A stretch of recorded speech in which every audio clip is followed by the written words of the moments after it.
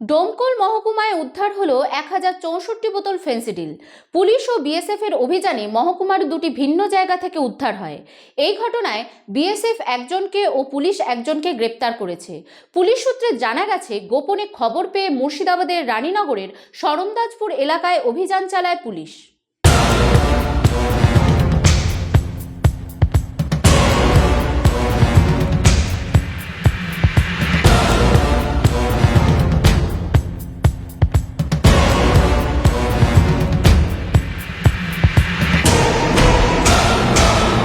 সেখান থেকে সিরাজুল শেখ নামের এক ব্যক্তির বাড়ি থেকে 167 বোতল ফেন্সিডিল উদ্ধার করে।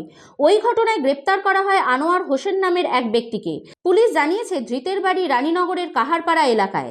অপরদিকে 146 নম্বর বিএসএফ ব্যাটালিয়নের হাতে 897 বোতল ফেন্সিডিল সহ গ্রেপ্তার এক ফেন্সিডিল পাচারকারী। ভারত বাংলাদেশ সীমান্ত লাগোয়া মুর্শিদাবাদের সাগরপাড়ার চরকাকমারি বর্ডার দিয়ে ফেন্সিডিল পাচারের উদ্দেশ্যে রওনা দিয়েছিল। তারপরই এক পাচারকারী সহ 897 বোতল ফেন্সিডিল উদ্ধার করে বিএসএফ।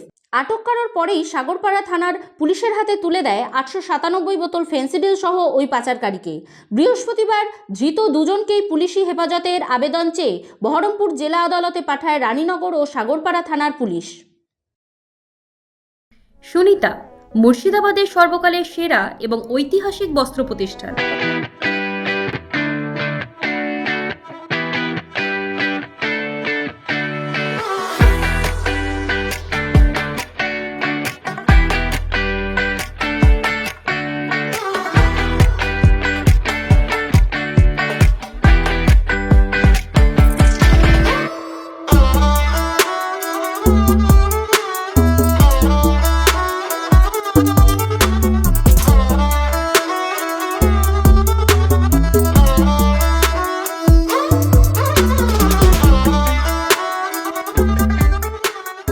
বিয়ের কেনাকাটা থেকে শীতের পোশাক, নামি ব্র্যান্ড, সেরা দাম, একটাই নাম, সুনিতা।